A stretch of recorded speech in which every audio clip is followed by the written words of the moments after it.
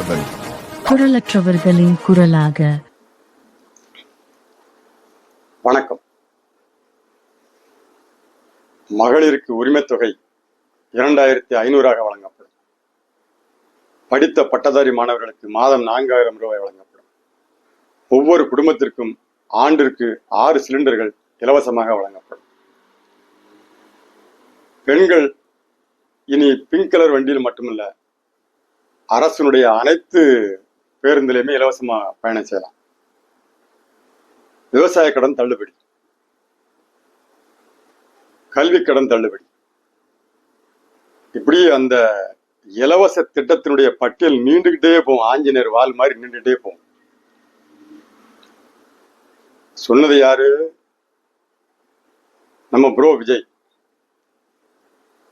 மக்களும் நம்பி வாக்க செலுத்தியாச்சு. ஆட்சி அதிகாரத்திற்கு வந்த உடனே நான் சொன்ன இந்த நலத்திட்டங்களை நடைமுறைப்படுத்துவதற்கு கொஞ்சம் கால அவகாசம் வேணும். தமிழக அரசினுடைய கடன் சுமை 10 லட்சம் கோடியா இருக்குது. கஜானாவை சுத்தமா வலிச்சு எடுத்துட்டு போயிட்டாங்க அப்படின்னு யார் சொல்றா? ப்ரோ விஜய் இல்ல, சோசப் விஜய் சொல்றார். அப்போ ப்ரோ விஜயா இருக்கும் பொழுது அரசனுடைய கஜானா காலியானது தெரியாதா? 10 லட்சம் கோடி கடன் சுமை இருப்பது தெரியாதா? இதை மக்கள்கிட்ட எப்படி கொண்டு போய் நம்ம சேர்க்கிறது? மக்கள் இதை எப்படி எடுத்துக்கிடுது? இந்த இடத்துலதான் கண்ணதாசன் சொன்ன அந்த வரிகள் நினைவுக்கு வருது. உன் கையில் உள்ள ஒரு ஓட்டு ஒரு யோக்கியனுக்கு விழுந்தால் உனக்கு எதிர்காலம்,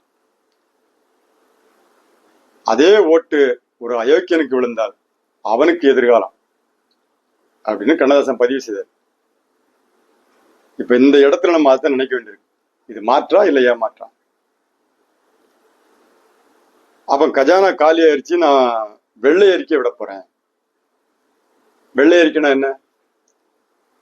அரசுக்கு வரக்கூடிய வருமானம் எவ்வளவு, அந்த வருமானத்திலிருந்து எவ்வளவு நிதிகள் எந்தெந்த துறைக்கு, அரசு துறையை சார்ந்த கல்வித்துறை, நிதித்துறை, காவல்துறை, வணிகத்துறை, அப்படி அந்தந்த துறை சார்ந்து எவ்வளவு நிதிகள் ஒதுக்கப்படுது, அந்த ஒதுக்கப்பட்ட நிதியினுடைய தொகை எவ்வளவு, அரசுக்கு வரக்கூடிய வருவாய் எந்தெந்த வகையிலெல்லாம் வருகிறது, அரசுக்கு எவ்வளவு ஆண்டிற்கு நிதி நெருக்கடி ஏற்படுது, எவ்வளவு கடன் சுமை இருக்குது, அதற்கு எவ்வளவு வட்டி கட்டுதோம் அப்படிங்கிறத சொல்றதுக்கு பேர் தான் வெள்ளை அறிக்கை. இந்த வெள்ளை அறிக்கை விடுதல் மூலமா நீங்க மக்களுக்கு என்ன சொல்ல வரீங்க? நீங்க சொன்ன திட்டத்தை செயல்படுத்த முடியாதுன்னு சொல்ல வரீங்களா? இல்ல செயல்படுத்துவதற்கு மக்கள்கிட்ட நீங்க அரசு நடத்த வேண்டி இருக்குது? அரசினுடைய கஜானா காலியா இருக்குது. அண்ணன் சோசப் விஷயனால உங்களுக்கு நிறைய சேவை செய்யணும்னு நினைச்சு வந்த இடத்துல இங்க எதுவும் செய்ததுக்கு முடியல. எனவே அரசை இயக்குவதற்கு உங்களால முடிஞ்ச நிதியை கொடுங்கன்னு சொல்லி மக்கள்கிட்ட மீண்டும் நிதியை பெறுவதற்கான மோசடியை நீங்க செய்ய போறீங்களா அப்படிங்கிற கேள்வி நமக்கு வருது. அப்போ துருக்கிய பழமொழி ஒண்ணு உண்டு. ஒரு கோமாளி அரண்மனைக்கு போறான்னு வச்சுக்கோங்களேன், அவன் அரசனாயிர முடியாது. மாறா அங்க என்ன நடக்கும்னா, அந்த அரண்மனை சர்க்கஸ் கூடாரமா மாறிடும். இப்ப தமிழக சட்டமன்ற சர்க்கஸ் கூடாரமா மாறி நிக்குது. சொன்ன வாக்குறுதியை நிறைவேற்றதுக்கு கால அவகாசம், கால அவகாசத்துக்கு இடையில வெள்ளை அறிக்கை தாக்கல் பண்ண போறோங்கிறது. அந்த வெள்ளை அறிக்கையில நம்ம என்ன சொல்றோம்? நீங்க அந்த வெள்ளை அறிக்கை தாக்கல் பண்ணுங்க, பரவாயில்ல, காலக்கெடு எடுத்துக்கோங்க, நலத்திட்டங்கள் செய்வதற்கு கால நேரம் நீடிச்சுக்கோங்க, ஒன்றும் தவறில்லை.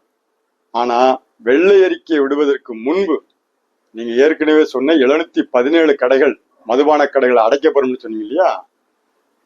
இந்த மதுபான கடைகள் என்பது ஆட்சி மாற்றம் வருகின்ற பொழுதெல்லாம், ஒவ்வொரு அரசு மாறி அமையும் பொழுதும் 500 கடை நாங்கள் அடைக்கோம் அப்படின்னு ஒரு அறிக்கை விடுவாங்க. உடனே செய்தி பரபரப்பா, தமிழக முதல்வர் 500 கடைகளை அடைக்குவதற்கு ஆணை பிறப்பித்து விட்டார்.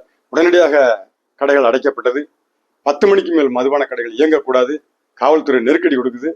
அப்படி நிமிஷத்துக்கு ஒரு முறை பிளாஸ் நியூஸ் போய்கிட்டே இருக்கும்.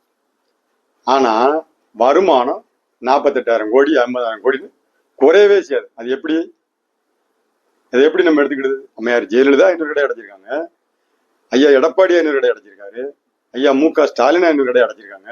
இப்ப நீங்க 717 கடை அடைக்கீங்கன்னா அப்போ நம்ம என்ன எதிர்பார்க்கோம்னா, மக்கள் என்ன எதிர்பார்க்காங்கன்னா, விஜய் உண்மையும் நேர்மையுமான முதலமைச்சர். அப்போ அவங்க இந்த 500 கடையை அடைக்கும் பொழுது எந்தெந்த ஊர்ல உள்ள எந்தெந்த நம்பர் கடையை நான் அடைச்சிருக்கேன் அப்படின்னு அவங்க வெள்ளை அறிக்கை தாக்கல் பண்ணாங்க. அப்ப அவங்க தவறானவங்க. இப்ப நீங்க நேர்மையானவர்.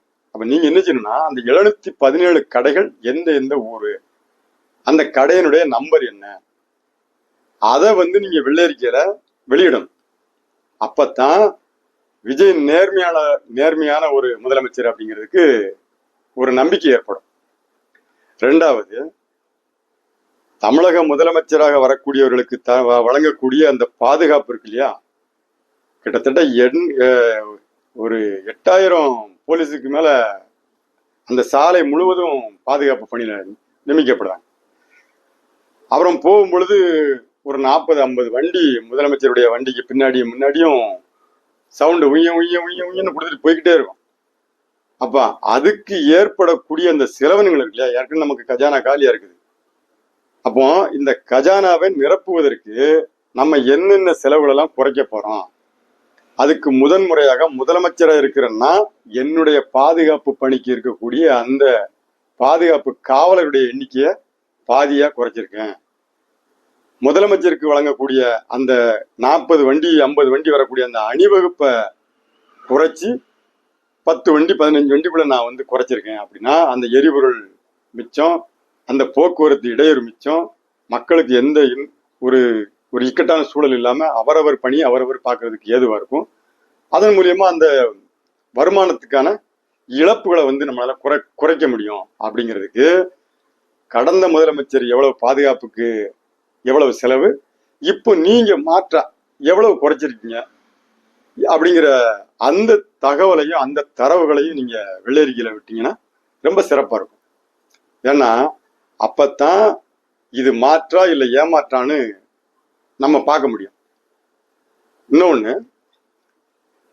அரசினுடைய வரவு செலவினங்களை வெள்ளரிக்கையா தாக்கல் பண்றதுக்கு முந்தி முதலமைச்சரா பொறுப்பேற்றிருக்கிற நான் ஒரு நேர்மையாளன் அப்படிங்கிறது காட்டுறதுக்கு உங்களுடைய சொத்து, அசையும் சொத்து, அசையா சொத்து, கையிருப்பு, நகை, வெள்ளி, தங்கம், தொழில் முதலீடு, பள்ளி, திருமண மண்டபம் என்னவெல்லாம் இருக்குதோ அது அத்தனையும் மக்கள் முன்னாடி எனக்கு இவ்வளவு சொத்து இருக்கு, இதை தாண்டி மக்கள் சொத்துல ₹1 நான் எடுக்க மாட்டேன், 5 ஆண்டுகள் கழித்து என்னுடைய சொத்து மதிப்பு இதுல இருந்து ₹1 கூட இருந்தா நீங்க என்ன சொன்னாலும் கேட்கணும்னு மக்கள்கிட்ட நீங்க பேசுறதுக்கு சரியா இருக்கும். இதைத்தான் மக்கள் எதிர்பார்க்காங்க.